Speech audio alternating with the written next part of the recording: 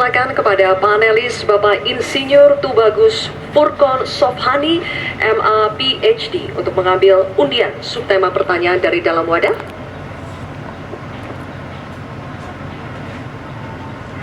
Mohon diperlihatkan kepada hadirin dan juga kepada kami.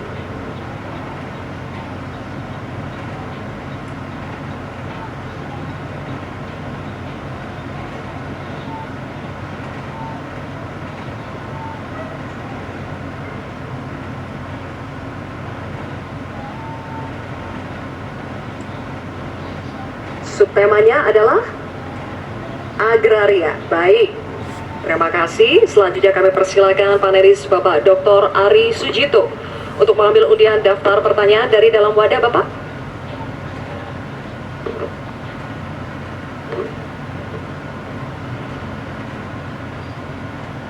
Mohon diperlihatkan kepada hadirin dan juga kepada kami.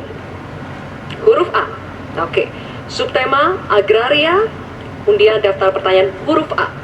Masih tersegel amplop pertanyaannya. Kami ingatkan kembali bahwa pertanyaan hanya akan kami bacakan sekali. Oleh karena itu, mohon disimak dengan seksama. Pertanyaan untuk calon wakil presiden nomor urut 2, Bapak Gibran Raka Buming Raka. Undang-undang Pokok Agraria mengamanatkan reforma agraria bertujuan merombak ketimpangan penguasaan tanah, menyelesaikan konflik agraria, dan mengatasi kemiskinan. Namun, hingga saat ini reforma agraria belum berhasil diwujudkan. Pertanyaannya, bagaimana strategi paslon untuk mengembalikan tujuan reforma agraria sesuai amanat konstitusi? Waktu Bapak 2 menit dimulai ketika Anda berbicara. Silakan. Baik, terima kasih. Untuk program reforma agraria, ini akan kami kuatkan dan kami sempurnakan. Sekarang sudah ada program PTSL, sudah berhasil membagikan sekitar 110 juta sertifikat. Dulu, sebelum ada program ini, hanya bisa menghasilkan dan membagikan 500.000 sertifikat. Bayangkan itu butuh berapa tahun untuk menyelesaikan masalah. Lalu, sekarang juga sudah ada program redistribusi tanah. Tanah-tanah ex-HGU dan lain-lain disimpan di bank tanah untuk nanti diredistribusi ulang kepada para misalnya pengusaha lokal, petani lokal, dan lain-lain. Sekarang juga ada program One Map Policy. Ini sangat-sangat berguna sekali untuk mengurangi adanya konflik-konflik sengketa tanah, mafia tanah, dan lain-lain. Karena database-nya sudah digital, batas-batas tanahnya sudah tercapture semua di database. Ini akan sangat-sangat mengurangi yang namanya mafia tanah. Sekali lagi, reforma agraria akan kita lanjutkan dan kita kuatkan. Dan kemarin saya dan Pak Ganjar juga sempat mendapatkan predikat kota lengkap di kota Solo. Jadi Solo ini dari BPN sudah mendapatkan predikat kota lengkap. Garis-garis batas tanah-tanah wilayahnya sudah tercapture semua, sehingga nanti akan mengurangi sekali lagi konflik-konflik tanah, mafia tanah, karena semuanya sudah tercapture secara digital di database-nya BPN. Kuncinya di sini adalah digitalisasi. Dan tadi kota lengkap, One Map Policy ini sangat penting sekali untuk kita bagaimana nanti menyelesaikan konflik-konflik agraria ke depan. Terima kasih. Terima kasih Pak Gibran. Oke, ditahan dulu, nanti akan ada waktu. Nanti ada waktunya. Bapak Ibu, ada waktunya. Dulu. Cukup ya? Bisa tenang? Kita lanjut dulu ya. Baik, ini kami persilakan calon wakil presiden nomor urut 3, Bapak Mahfud MD, untuk menanggapi Bapak. Waktunya 1 menit dimulai dari saat berbicara. Terima kasih moderator. Jadi kalau melihat ketimpangan penguasaan tanah itu, memang coba lihat bisnis sawit itu 39 hektar.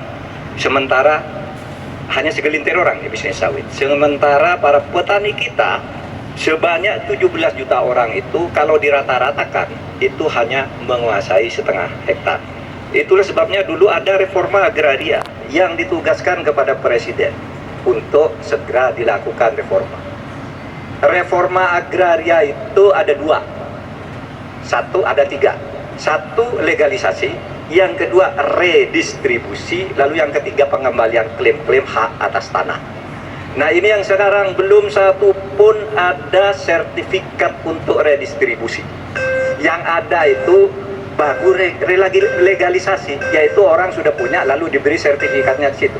Yang lain belum dapat redistribusinya ini. Terima kasih. Baik, waktunya habis Pak Mahfud. Kini kami akan lanjutkan untuk calon wakil presiden nomor urut 1 Bapak Muhaimin Iskandar memberikan tanggapan. Waktunya 1 menit dimulai saat berbicara, silakan. Pak Gibran harus tahu persis ya bahwa redistribusi lahan ini bukan tidak sama dengan sertifikasi. Pemerintah sebetulnya sudah memiliki Perpres 86 tahun 2018 yang menentukan lokasi prioritas reformasi agraria. Sehingga sebetulnya sederhana, laksanakan itu dengan sungguh-sungguh, maka akan terdistribusi hak-hak tanah.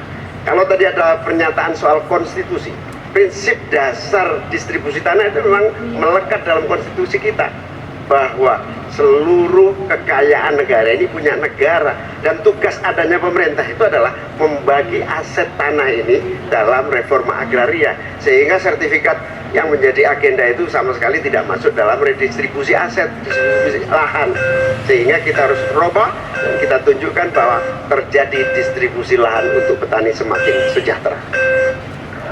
Baik, waktunya habis. Mohon Cukup tenang. ya. Cukup. Nanti ada waktunya. Kita lanjut dulu ya. Kita akan kembali ke calon wakil presiden nomor urut 2 Bapak Gibran Raka Buming Raka untuk merespon tanggapan dari cawapres nomor urut 3 dan 1. Waktunya 1 menit. Silakan. Baik, terima kasih Gus Muhaimin dan Prof. Mahfud. Tentunya untuk mengakselerasi proses redistribusi tanah, ini kan sudah ada MOU antara Mahkamah Agung dengan Kementerian ATR. Jadi ada sertifikasi hakim-hakim selama 40 jam diberikan pengetahuan tentang masalah-masalah tanah. Jadi sehingga ke depan bisa mempercepat dan mengakselerasi proses redistribusi tanah, terutama tanah-tanah yang masih bermasalah ataupun tanah-tanah ex-HGU yang masih bermasalah juga. Jadi ke depan yang namanya pengadilan untuk masalah pertanahan ini akan bisa diselesaikan karena sudah ada MOU antara Mahkamah Agung dan Kementerian ATR. Dan ke depan fungsi dari bank tanah akan kita optimalkan sekali lagi. Jadi permasalahannya kita selesaikan di pengadilan, masuk ke bank tanah, lalu ke direstribusi ulang ke para masyarakat adat setempat atau pengusaha-pengusaha lokal. Baik, waktunya habis. Saatnya kita berikan apresiasi, silakan untuk ketiga calon wakil presiden kita.